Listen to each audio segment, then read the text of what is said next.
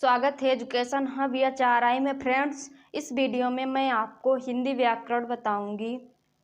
तो अयोगवा इन वर्णों को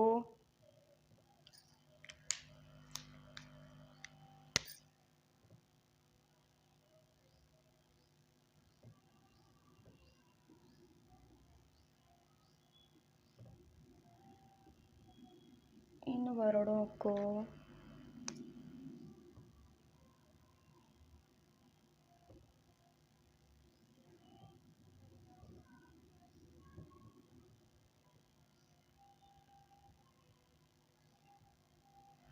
इन वर्णों को अयोगवा इसलिए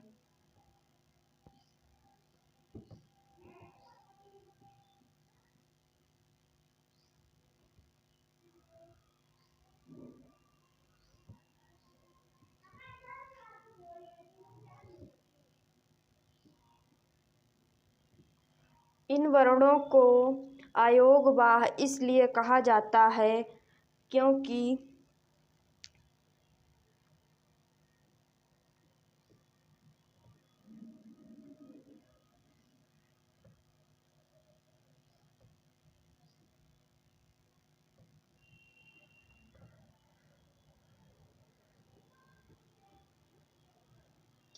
इनका उच्चारण स्वरों और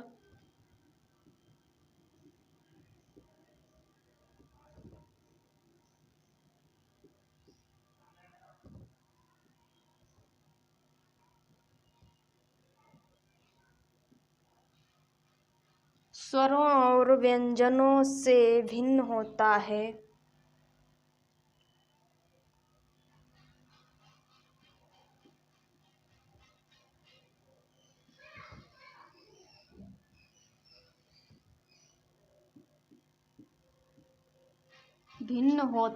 अयोगवाह कहते हैं।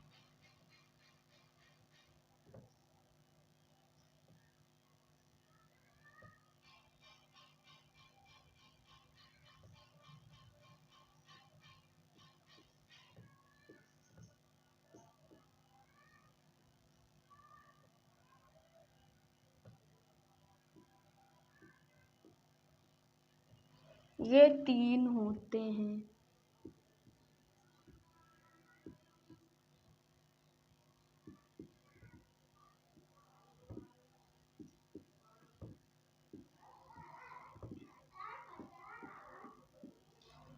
अयोग स्वरों और व्यंजनों से भिन्न होता है, अयोगवाह कहते हैं। ये तीन होते हैं। तो पहला है अनुस्वार,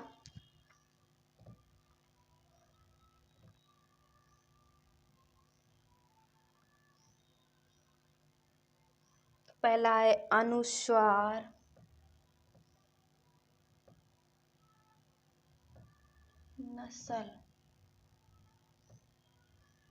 अनुस्वार नस्ल इंग्लिश में जब किसी भी वर्ण का उच्चारण करते समय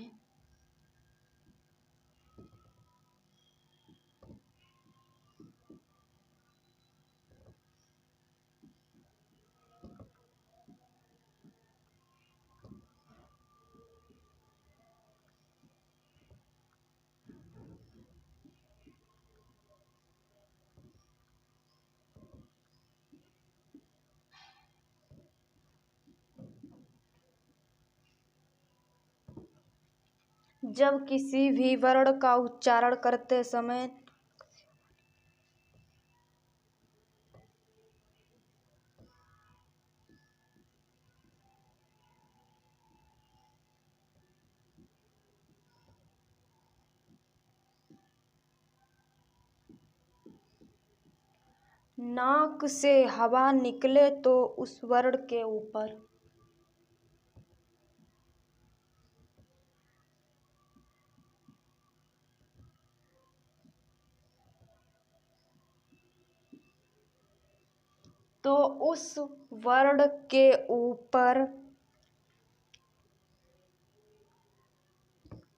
बिंदु अंकित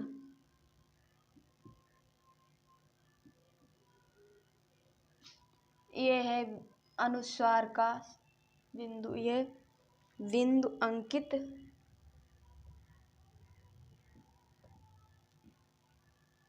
किया जाता है,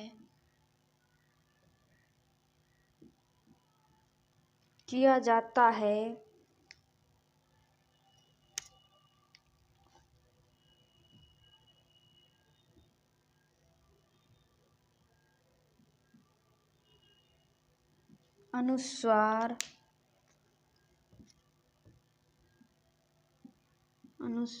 कहते हैं।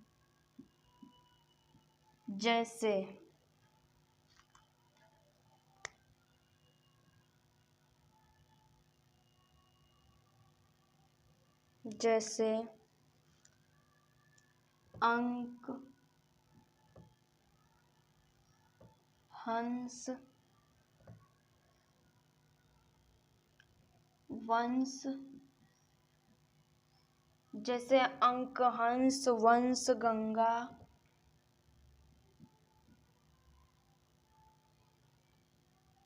रंक आदि। जैसे अंक, हंस, वंश, गंगा, रंक आदि। तो दूसरा है अनुनासिक।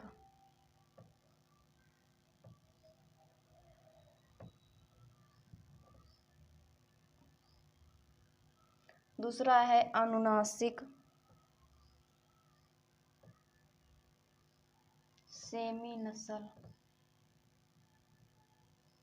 इंग्लिश में सेमी नसल।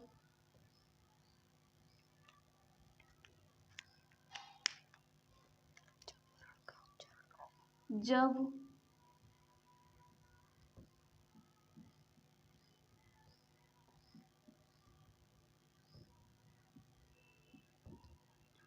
वर्ण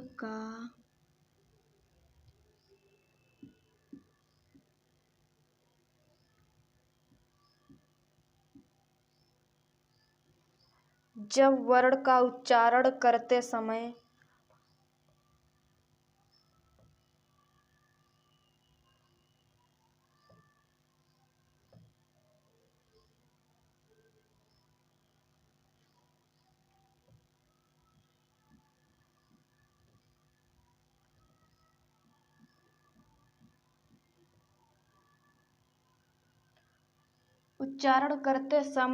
हवा मुख और नासिक में से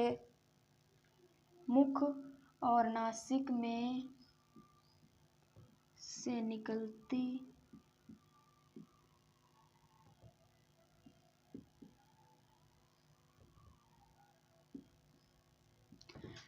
हवा मुख और नासिक में से निकलती है तो वर्ण के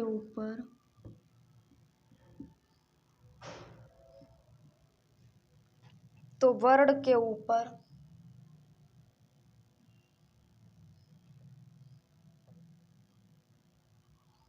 चंद्र बिंदु लगा दिया।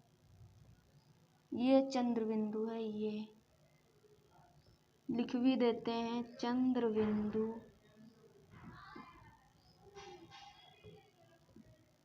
लगा दिया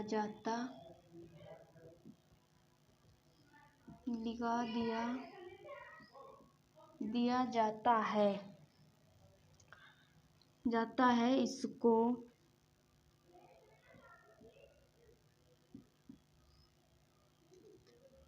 अनुनासिक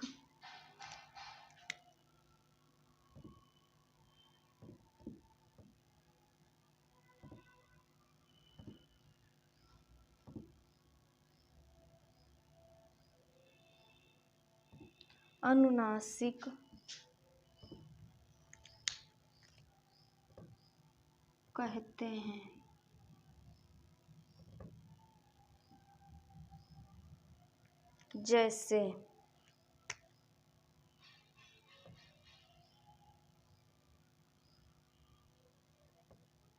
जैसे आँख, पूंछ,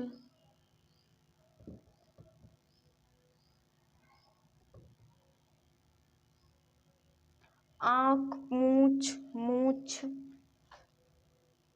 दांत, इन पर सब पर अंक, इस आँख, पूंछ, मुख, दांत, मूछ, दांत, इन पे सबके ऊपर चंद्र बिंदु लगा है, दांत आदि, इसको अनुनासिक कहते हैं।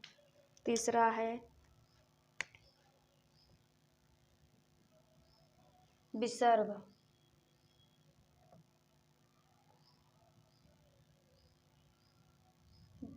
तीसरा है विसर्ग,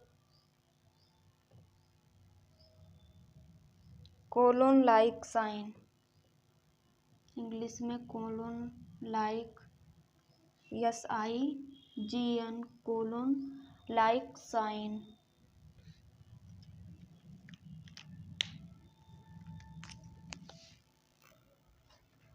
जिस ध्वनि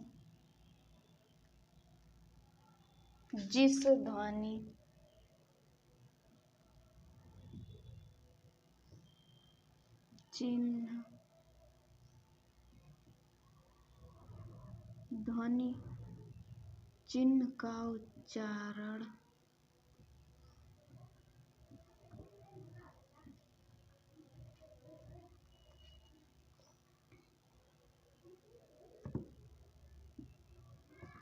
जिस ध्वनि चिन्ह का उच्चारण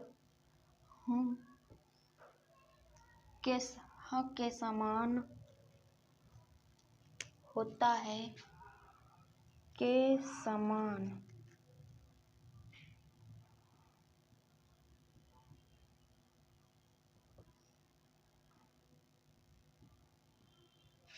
के समान होता है,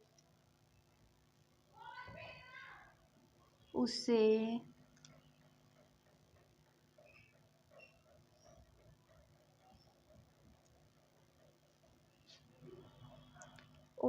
विसर्ग कहते हैं।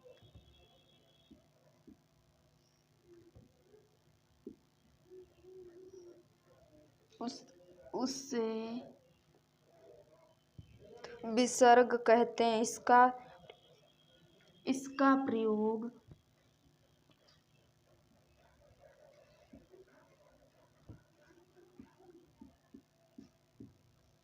इसका प्रयोग शब्द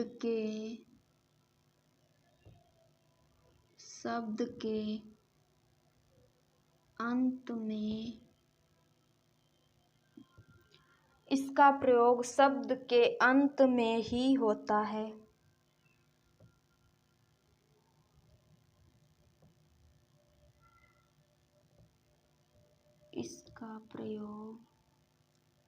इसका प्रयोग शब्द के अंत में ही होता है, जैसे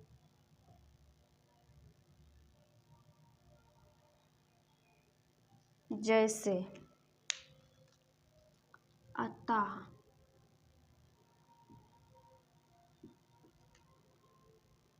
प्रातः, पुनः आदि। इसको कहते हैं विसर्ग, कोलोन लाइक साइन। तो फ्रेंड्स, इस वीडियो में इतना ही। मिलते हैं नेक्स्ट वीडियो में। Thanks for watching.